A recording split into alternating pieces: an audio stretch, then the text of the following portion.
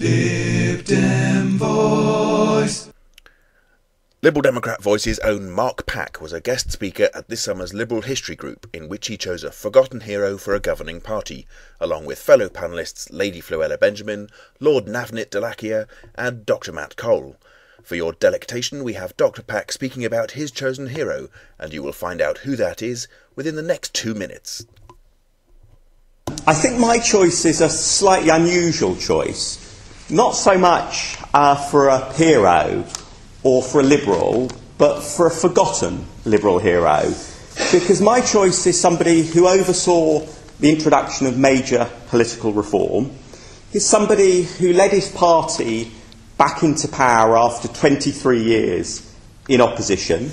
Somebody who successfully ran a coalition with the Conservatives, something that there may be some lessons for us today from. Somebody whose views have aged very well, because you often don't have to go very far back in history to have people who, when you look at their views on religion or on racism, have rather unfortunate. But this is a man whose views have aged very well in terms of religious tolerance and his active campaigning against slavery. He's also a man who really should be beloved of Liberal Democrat party leaders when faced with irate grassroots at Liberal Democrat conferences, because there's one particular quote of his that you would expect many a party leader to roll out while trying to persuade party conference not quite to vote that radical policy through yet. For he said, "No man can subscribe more cordially than I do to the maxim that in government practical good is infinitely preferable to speculative perfection." And moreover, he is a man who, albeit with a little nudge from some defeats in Parliament, largely retired from politics at a time of his own choosing. The man is Charles Grey, more famous perhaps under the title by which a popular tea is named after, Earl Grey. It is indeed named after the man himself, because during his time as Prime Minister, so the story goes, he dispatched an envoy to China to deal with a particular incident.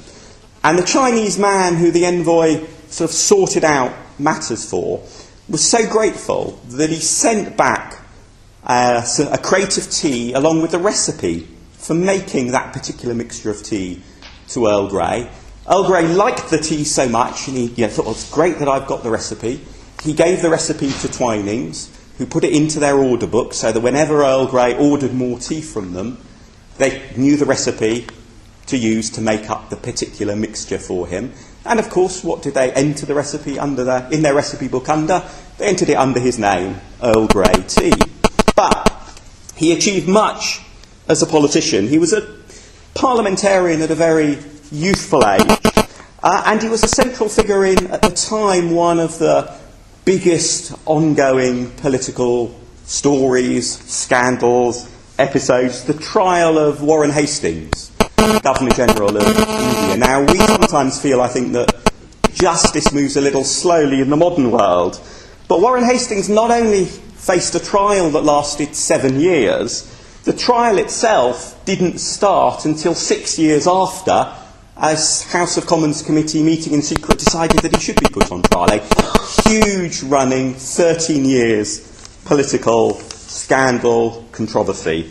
A bit like, in many ways, the Schleswig-Holstein question, in that many people make reference to it, very few dare to understand. And I certainly wouldn't claim to have any idea whether really, in the end, Warren Hastings was innocent or guilty. But he did put Grey, from an early age, right at the centre of politics. He was also, for a brief while, a very youthful Foreign Secretary. Shades there a little of David Owen. He was only slightly older than David Owen when he became Foreign Secretary. Both served as Foreign Secretary for only a brief period of time, and then both were in opposition for a long period of time subsequently. But unlike Owen, Grey did return to power as Prime Minister, because unlike Owen, he was a uniter and not a splitter. He was successful in putting together a remarkably varied coalition in 1830, when the then Tory government disintegrated in a mix of personal animosity, huge and strident policy differences over what attitude there should be towards political reform and religious toleration, and widespread outside public pressure. But whilst the Tory government disintegrated, it didn't get swept out of office in an election landslide. It disintegrated, leaving a House of Commons in which Grey and others had to somehow put together a coalition that could command a majority. And I think perhaps the best way of explaining the breadth and the sheer improbable nature of the coalition he put together is to say, imagine now a coalition that contained not merely this range of opinion from John Redwood to Tony Greaves, but had John Redwood and Tony Greaves sitting in the same cabinet. Because there were from ultra-Tories through to radicals, all in this coalition that Grey put together and kept together. One radical in particular, Henry Brougham. Now, Henry Brougham was passionate, charismatic, annoying, inconsistent, populist firebrand. I'll let you judge whether I had him in mind when I made the reference to Tony Greaves earlier. But Brougham was the sort of politician who could annoy and entrance at the same time. And in 1830 he was at the height of his popular prestige, having just won election as an MP for one of the four MPs for the constituency of Yorkshire, the biggest, most prestigious constituency in the country at the time. And Grey very adeptly manoeuvred Brougham, backed him into a corner where he had no choice but to say yes to being made a lord, ennobled. There are, of course, many fine people who do great work in the Lords, but Grey did sneakily see that by ennobling him, by moving him into the Lords, and by making him Lord Chancellor, that populist base, that potential source of trouble, was stripped away from him.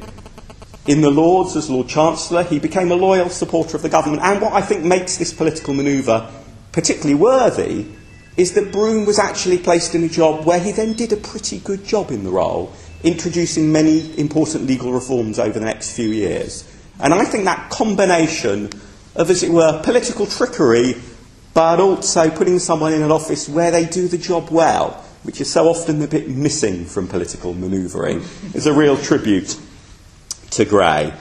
Now, Grey was Prime Minister when the Great Reform Act was introduced. I won't say very much about the Great Reform Act's impact, partly because there's a little bit of a clue in the name, but obviously it was also the topic of one of the Liberal Democrat History Group's previous meetings, and there's a write-up in one of the editions of the journal. But it was by no means a smooth passage for a piece of legislation. It was highly tumultuous. The first attempt to get it through Parliament got through the House of Commons with a then record turnout of MPs by a margin of just one vote, then sunk by an amendment in a committee. The second attempt got through the Commons, blocked by the Lords. The House of Lords, in shades of some of the House of Lords' later behaviour, feeling that democracy was something they could perhaps exercise a veto over. Democracy wasn't really the right thing. And then Grey and his government were not defeated by the House of Lords, despite having a king who was not that keen on democracy either, despite the apparently implacable opposition of the Lords. He managed to essentially bluff the Lords into standing down, to persuade the king that if the king was just willing enough, apparently willing enough, to create huge numbers of peers, to flood the House of Lords to get the legislation through, then surely the House of Lords would back down and would say, well, OK, if other people vote for democracy, maybe we should let it through. You can see again why he should perhaps be a figure in many of our minds all the time at the moment from that. So long before the People's Budget, Grey showed how a Liberal can face down the House of Lords, can overcome unelected politicians attempting to veto democracy. Now, many politicians, however, it has to be said, do have, particularly those from further ago in the past, do have their apparent heroic or semi-heroic status rather tarnished by their private life. And Grey certainly was a little bit of a lad about town in his youth, I think it's fair to say. Those of you who saw the film a couple of years ago about the Duchess of Devonshire may remember him featuring as the youthful man with whom she had an affair. And out of that an affair, an illegitimate child was born. But it's to Grey's credit. Well, two things are to Grey's credit. One is that at certainly for the standards of the time, that illegitimate child was very well cared for by Grey's family. But the other is, unlike, say, Charles James Fox, or indeed unlike Charles Kennedy, those sort of private indiscretions and weaknesses did not undermine, did not take away from his ability to achieve political results. Indeed, ironically, having an affair with a hugely influential scion of the sort of Whig families, if anything, probably helped his political career, gave him an entrance to many political people, and certainly one can say of Grey that he was extremely successful in his political career, because he was a man who, at the height of what we would now call security scares, was willing to stand up and defend civil liberties. He opposed the Six Acts the government introduced, highly repressive Six Acts the government introduced after the Peterloo Massacre, for example. Man who defended civil liberties. He was the man who moved successfully in the Commons the motion for the abolition of the slave trade, which William Wilberforce quite rightly takes so much of the credit for, but Grey was at the heart of those campaigns. And as Prime Minister, he returned to the issue to see not just the abolition of the slave trade, but the abolition of slavery. He was a man who, through his career, argued strongly for religious tolerance, particularly for Catholic emancipation. He, as I said, oversaw a successful coalition. He brought major political reform, not just the Great Reform Act with its changes to the House of Commons, but also the introduction of democracy across local government, for example, as well. And as I said, he retired pretty much when he wanted. His government was defeated on some legislation in Parliament, and had he wanted to carry on as a politician, he could have carried on, but he sort of decided, well, politics wasn't really the only thing in life, and he sort of slipped away, left the political stage. Now, undoubtedly, if you look at his motivations behind, for example, the Great Reform Act, he was a reformer rather than a radical revolutionary, but he was a liberal.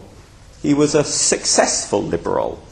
He was a liberal who we can remember not only for his words or his beliefs, but for his political deeds and his political achievements. And that, to me, makes him a worthy liberal, a worthy hero, and certainly a worthy man to remember. Thank you.